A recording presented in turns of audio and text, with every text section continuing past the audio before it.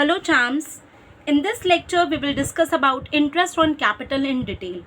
जैसा कि हम जानते हैं कि इंटरेस्ट ऑन कैपिटल अगर हम देखें फर्म के पॉइंट ऑफ व्यू से, अगर हम समझें इंटरेस्ट ऑन कैपिटल को, तो ये एक तरह का एक्सपेंस है, फर्म के लिए खर्चा है क्योंकि firm interest on capital provide करती है।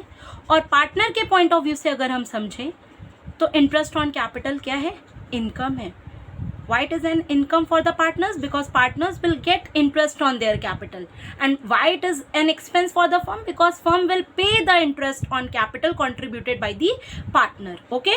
तो firm के लिए ये खर्चा है और partners के लिए ये क्या है? इनकम है। क्या है partners के लिए? इनकम है। ओके तो अब हम बात करेंगे कि ये इंटरेस्ट ऑन कैपिटल हम निकालते कैसे हैं। अगर हम नॉर्मल इसके फॉर्मूले की बात करें तो इंटरेस्ट ऑन कैपिटल हम कैसे कैलकुलेट करते हैं? जो भी अमाउंट ऑफ कैपिटल कंट्रीब्यूशन है, अमाउंट ऑफ कैपिटल जो भी है, इनटू जो एग्रीड रेट है इनका, इनटू टाइम पीरियड। हम टाइम पीरियड भी कंसीडर करते हैं। अगर किसी ने 6 मंथ्स के लिए कैपिटल इन्वेस्ट करी है बिजनेस में तो उसे 6 मंथ्स का इंटरेस्ट मिलेगा।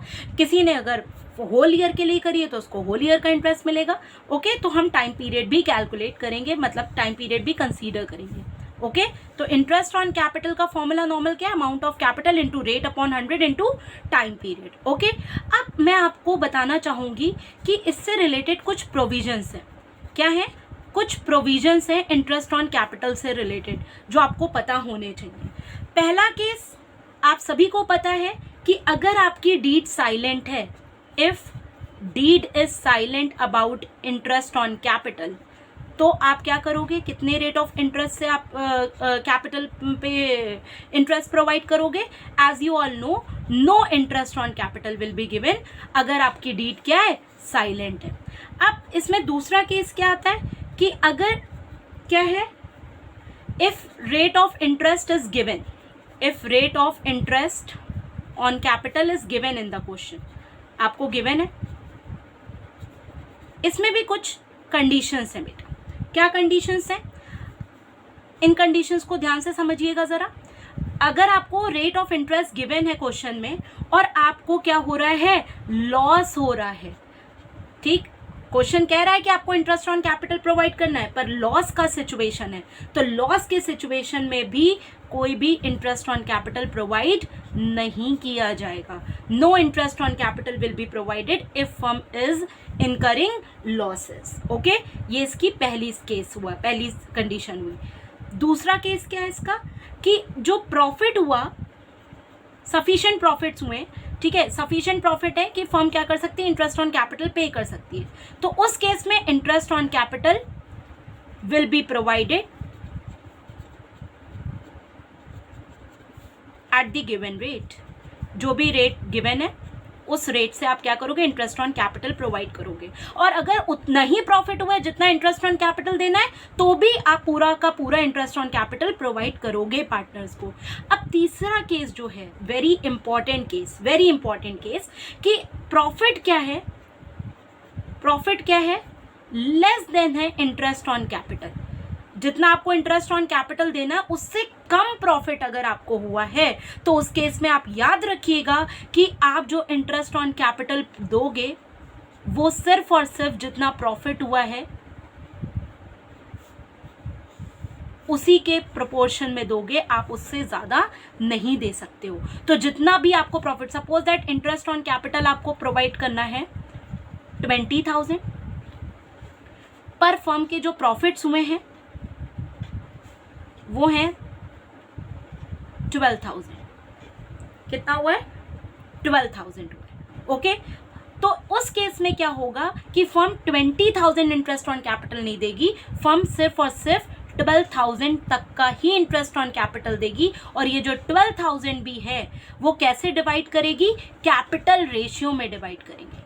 कैसे डिवाइड करेंगे आप? कैपिटल रेशियो में डिवाइड करेंगे। सपोज दैट ए और बी पार्टनर्स है और ए ने क्या किया है? मान लीजिए 2 लाख कैपिटल इन्वेस्ट करी है और बी ने कितनी करी है? 1 लाख करी हुई है सपोज दैट। तो ये जो 12,000 है ये 2:1 के रेशियो में दे दिया जाएगा। ओके 12,000 को 2:1 के रेशियो में आप डिवाइड कर दोगे। ओके ओके चैम्प्स, तो ये कितना आ जाएगा आपका अमाउंट, ज़रा फटाफट बताइए कितना होगा। 12,000 डिवाइड बाई 3 करेंगे 4, तो ये हो जाएगा 8,000 और 4,000। ठीक, मिलना कितना था इंटरेस्ट ऑन कैपिटल, 20,000, पर इनसफिशिएंट प्रॉफिट हुआ है, 12,000 का ही प्रॉफिट हुआ है। तो उस सिचुएशन में आप क्या करोगे, जितना भी प्रॉफिट हुआ है उसको आप पार्टनर्स के कैपिटल रेशियो में डिवाइड कर दोगे। अब आता है तीसरा प्रोविजन। जो तीसरा प्रोविजन है वो ध्यान से समझने की ज़रूरत है आपको। तीसरा प्रोविजन ये कहता है कि आपको क्वेश्चन में गिवन है कि you have to give the interest on capital, provide interest on capital even in case of loss also. अगर फर्म को लॉस हो रहा है, अगर लॉस हो रहा है उस सिचुएशन में भी आपको क्या करना है, इंटरेस्ट प्रोवाइड करना है, ऐसा आपका क्वेश्चन बोल रहा है। ओके, या ऐसा डीड में मेंशन है, तो उस सिचुएशन में full interest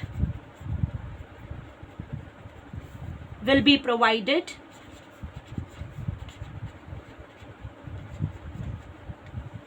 okay, full interest will be provided, क्योंकि उसमें बोल दिया क्वेश्चन में कि चाहे लॉस हो जाए तो भी आपको क्या करना है, इंटरेस्ट ऑन कैपिटल प्रोवाइड करना ही करना है।